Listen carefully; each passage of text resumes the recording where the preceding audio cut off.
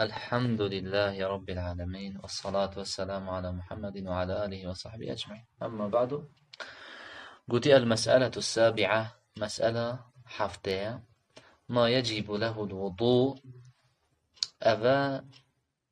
ده بحثش كلمة أو تشتكو واجبة مروف بود دست نویش بگیرید. يعني هنده تشتهي اگر تبفيد بكي واجبة دست نویش بگیر. حتى تو دست نویش نگیره چه بيتن دوان تشتا بكي أو تشتنه. قلت ويجب على المكلف فعل الوضوء للأمور الآتية. واجب أبيكو بالغ عاقل أو جي دست نویش بگیرید بوان تشتید بهت. يا إيكي الصلاة نویج تبقى نویج بكي بيت فيها تو دست نویج بشوي نو إيكي يعني جامعة بسيار كتير قلت يعني نویجت سنة جي نویج سنة بن فرض بن تو دست نویج جيرا بلا تشابن دست نویج بود نویج واجبة لحديث ابن عمر مرفوعا. شبه الحديث عبد الله يكرم عمري أو مرفوع. عليكم السلام ورحمة الله. شو معنى مرفوع؟ مرفوع أنكو عبد الله يكرم عمره في آخرنا جهين تا پیغمبر عليه الصلاة والسلام، يعني پیغمبر يقولها تقولها مرفوعة زانا في آخرنا پیغمبر عليه الصلاة والسلام. أتقولها موقوفة موقوف أواش السر صحابي رواستي نجهش پیغمبر عليه الصلاة والسلام. يعني أتقولها فلان تش موقوفا معناه أوا قلنا صحابية نقولنا پیغمبر عليه الصلاة والسلام. اگر قلت مقطوع چیه؟ قلتناس تابعية خوانا ياشي صحابيش. يعني اف قلتنا اواد بجنه مقطوع اوي قلتنا نا صحابي قلت انا پیغمبر قلت مقطوع يا تابعية. اذا نف حديثاني لحديث ابن عمر مرفوعا انكو يكيه قلتنا پیغمبر عليه الصلاة والسلام لا يقبل الله صلاة بغير طهور. ولی صلاة نکیره هات لا يقبل الله صلاة خودت چه نویجا قبیل نکرد چه نویجا بی دست نویج ولا صدقة من غلول. هر وقت صدقه جنایت قبیل کردن اوش مال پیرای هات بیده کردن يعني او مال خرید دزیتنش غنیمه بین غلول. یا دوی الطواف بالبيت الحرام فرضا كان أو نفلا. يعني هيك تفيت انت شو عمري بونونا خذ على برسخة مية بكتوه ماشي شو عمري تفيت طواف بكي شو طواف فرض بيت مثلا يا حاجي أنجي أو ركني عمري أنجي بشي تعمره خاكر تفيت هندر طواف سنة بكي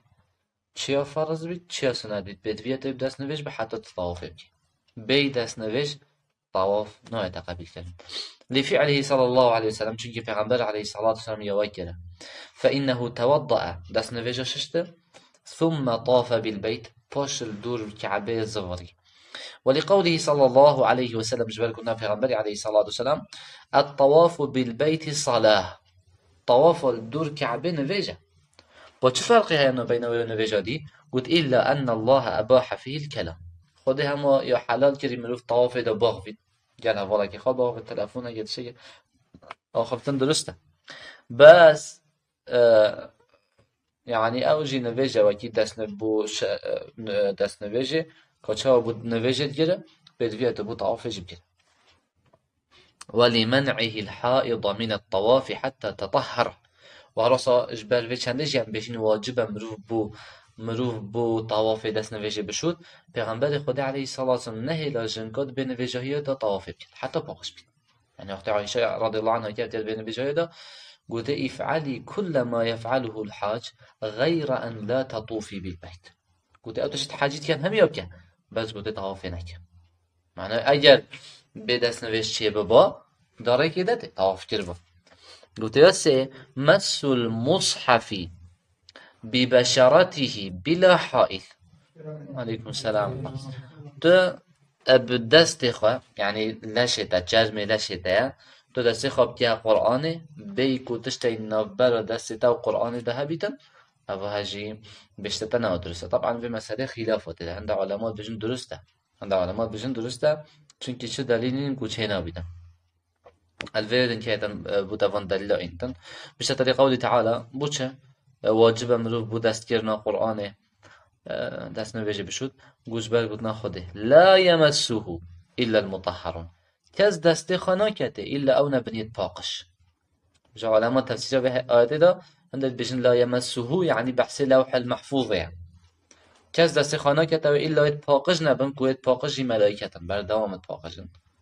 او دسته خاد کنه کس دی دسته وانا گیده هندل بجن بحث قرآنه ولقوله صلى الله عليه وسلم لا يمس القرآن إلا طاهر اجبلي يباقش كز دست خانه كده قرآن في حديثه جي او علماء كوبويت شنكو درسة بدس نفيد خب كده قرآن او بجنا في حديثه ضعيفة طبعا الفيلم مادام خلاف تدها مسألة مجال تدا يهي مجال تدا هي چنا بدون اوید کو الدفرعیا دید چن مروف سرف شدین بشه ایلا تو الدفرعیا من و چنا بید اوید دفرعیش چن اوید دل سرف شدین بجنه نه چنا بدون نخیر مادام هلی که دلیت خانه بشه اینجی مرو دل کیش کشی دسعی که دلیت که قوی تو دفویش بس هر یا احتیاط پتر تده هی اوه انسان دست نویش بید پاش دست خواب کرده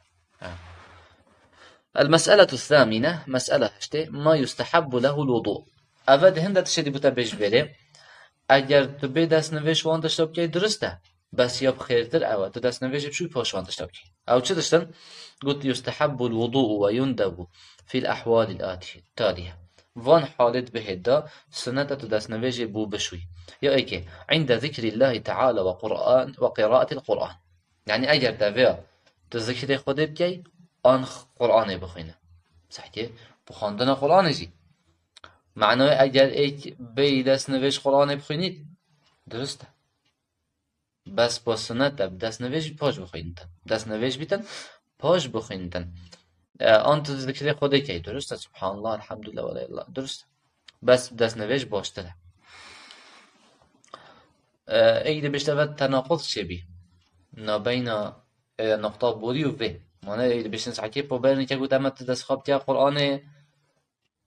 ناچه بید واجبه دو دست نویجه بشوی پاش بگه ورید بشین اگه تو قرآن بخینه سنت تو به قرآن دست نویجه بشوی هم ده چه بشین؟ ده بشین برینه که او بحثه چه بی بحثه دست کرنه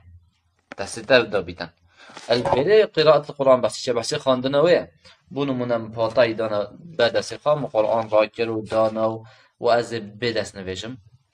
و درسته ده دسته نگه تا قرآنه آن سر موبایل دخان دسته نکره قرآنه خواست سر رأیو بجی درسته به دست نویش آن تجبره تا به دست نویش خواند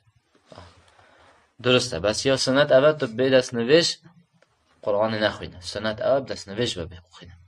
عند كل صلاة هر وصا سنت مروف بو هر نویشه که دست نویش کانی بشود بلا تو دست نویش بود دست نویش کانی بشو لمواظبته صلى الله عليه وسلم على ذلك چونکه پیغمبر علیه الصلاه والسلام بردامی داشته بچنده كما في حديث انس رضي الله عنه قال كان النبي صلى الله عليه وسلم يتوضأ عند كل وضوء عند كل صلاة پیغمبر خود علیه الصلاه والسلام وقت همه نویجا آن بو همه نویجا دست نویش شوشت ياسي يستحب الوضوء للجنوب إذا أراد أن يعود للجماع گوتی سنت اوه بجنابت دست نویجا خواب شد اگر ویا بوجارا دوی ابچیده نوینا بچیگت خواه بری سری خواب شد یعنی اشتا سری خواب نشده ویا جارا کادجی بچیده نوینا بچیگت خواه گوتی سنت بری جارا دوی چی بکتن دست نویجه بشودن گوت او اراد النوم آنجی کسی که بجنابته سری خواهشت نششته ویا بن ویدن و پشتی نوستنش نیده سری خواهش شدن گوستنات بری بن ویدن دست نویجه شدن او الاکل او الشربه آن یه بجنابته ویتن خورنه بخواد پاش دست نویجه بشد یعنی سری خواب شد ویتن تشکی وقت پاش سری خواب شد دوینه بری تبخوای وخوای سنت دست نویجه بشد لحديث أبي سعيد الخدري رضي الله عنه أن رسول الله صلى الله عليه وسلم قال إذا أتى أحدكم أهله أجل إيش شواط دف يعني نبينا بتشيكت خا ثم أراد أن يعود في أبو جرد ويبتشيد فليتوضأ بلا تشبكت دس نفيجي بشوطن ولحديث عائشة رضي الله عنها أن رسول الله صلى الله عليه وسلم كان إذا أراد أن ينام وهو جنب پیغمبر خود عليه الصلاة والسلام أجل في أبو بنفيت ويب جنابت با توضأ وضوءه للصلاة تبو نوستنا خا دست نویجا خاشود کچاو بود نویج ششت قبل أن ينام بري نوست با وفي رواية لها فأراد أن يأكل أو ينام رواية تكادي ده هاتي قلت أجر فيها باتشك بخد آنجي بنویتن دا دست نویج شوتن پاش دوا کن اگر یه جنابت باهش سر خانه ششت بی ایتن تا وجدانی اوه بتنه اما اوه تکو ناف خلقی که دا بالاف ده بشته تا مثلا اوه بجنابت چینا بید خارنه دیل خلقی دی بخواتن آنجی پیجواری نخواره آنجی بری بنوید ایلا سر خواب شد چینا بید جنابت و بنوید نه هم ده بشن مادم اخته چه نویجان نه حقه هی بس دست نویج پاش یا چاره الوضوء قبل الغسل يعني بري تسالي خواب شوي داس نواجب شوي أفاج سنته لحديث عائشة رضي الله عنها قالت كان رسول الله صلى الله عليه وسلم إذا اغتسل من الجنابة يبدأ أجل پیغمبر عليه الصلاة والسلام شو با سري خاشش با بو جنابت شش با دو دست بكت فيغسل يديه أول جرد دست خاشود ثم يفرغ بيمينه على شماله بدست خواهي راست داب دست خواهي چپه داكت آوه فيغسل فرجه پاش داب دست چپه چکتن عورت خاشودن ثم يتوضأ وضوءه للصلاة پاش دست نویج خاشود که چه آبو نویج شد وش نیدا سری خاشودن ایتنا به سنته یا پنجوی اخیره عند النوم وقت مروف هیچ تا ننوسته تاوید بنوه سنته دست نویج بشوی اب دست نویج و بنوه لحديث البراء بن عازب رضي الله عنه قال النبي صلى الله عليه وسلم إذا أتيت مضجعك فتوضأ وضوءك للصلاة اگر تو هات سر جهت خواهد رازانه ید نوستنه